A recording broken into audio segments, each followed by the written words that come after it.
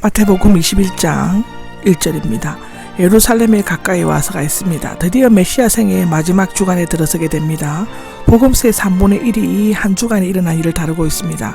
때는 6월절 예루살렘 주변 30km 안에 있는 성인 남자는 이 절기에 참여해야만 했는데 이제 인류 역사상 가장 극적이며 전환점이 될 수 일이 시작입니다.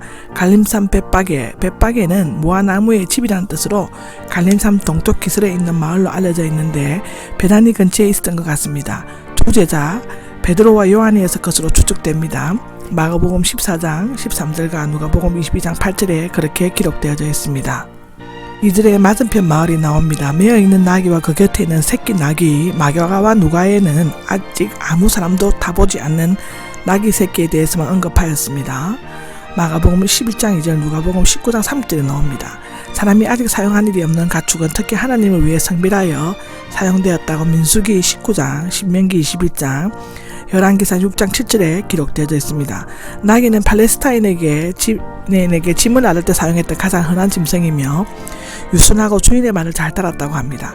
그가 나귀를 타신 것은 구약에서 예언된 메시아 임을 공적으로 알리신과 동시에 전쟁과 승리의 상징인 말이 아닌 평화와 겸손과 섬김의 왕이심을 보여주시기 위함이었다고 창세기 49장, 사사기 9장, 스가랴 9장 9장에 기록되어져 있습니다.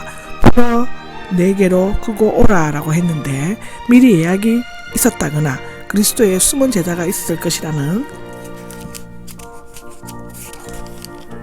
추측이 있지만 만물을 지으시고 지배하시는 주인이 서시겠다는 것에 이의를 제기할 사람은 없었을 것입니다. 예수님의 초자연적인 전지성과 전능성을 엿볼 수 있습니다. 4절에 보면 이런 일이 일어난 것은 이라고 있습니다. 예수님께서 나귀를 타고 입성하실 것은 이미 스가랴에서 예언되었습니다. 한 가지 유의할 것은 예수님께서 예언을 이루시기 위해 그렇게 하신 것이 아니라 그가 하신 행동이 예언을 성취시켰다는 사실인데 이 예언에는 멍에 매어 십자가를 지실 것을 상징적으로 나타낸다고 볼 수 있다고 기록되어져 있습니다. 7절입니다. 그 위에 올라 앉으셨다가 나오는데 여기에 그 위가 복수형이므로 두 나귀를 번갈아 타셨거나 동시에 올라탔다는 식으로 해석하지만 여기에 복수는 제자들이 얹어놓은 겉옷을 의미한다고 합니다. 그리고 히브리어에서 일상적인 대구법은 나귀고 나귀 새끼를 나타내는데 일방적으로 왕을 영접하거나 왕이 즉위할 때는 옷을 나귀 등에 얹었다고 합니다. 메시아는 갈림산에서 나타나실 것이라는 일반적인 신앙이 있었는데 아마도 예수님의 행진은 갈림산에서 시작되었을 것입니다. 8절에 보면 수많은 사람이 있습니다. 세상급은 무리의 대부분이 아니라 수많은 무리를 의미하는데 그때부터 30년 후 조사한 바에 의하면 6월절 희생양은 25만 마리, 군중은 250여만 명이었다고 합니다.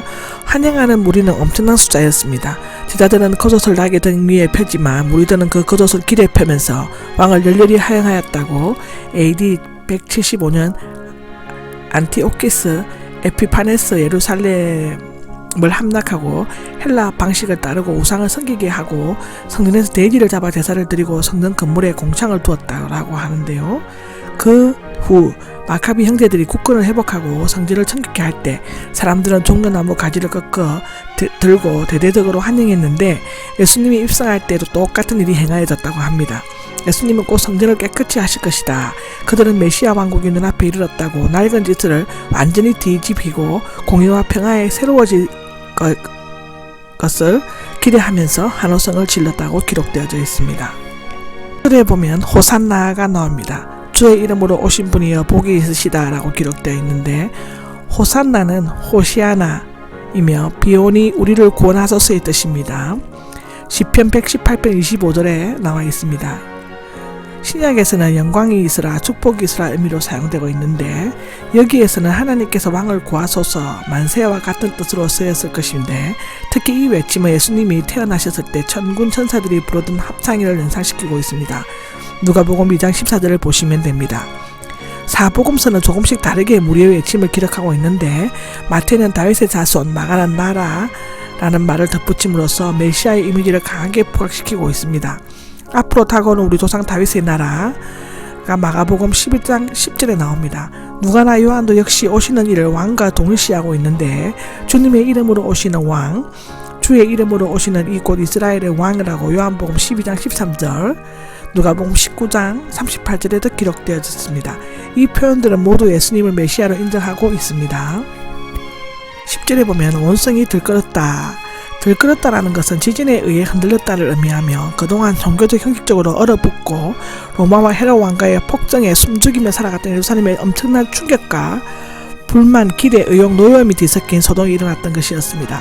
마치 예수님이 탄생하였을 때 예루살렘이 일으켰던 소동을 상기시키고 있습니다. 마태복음 2장 3절을 보시면 됩니다.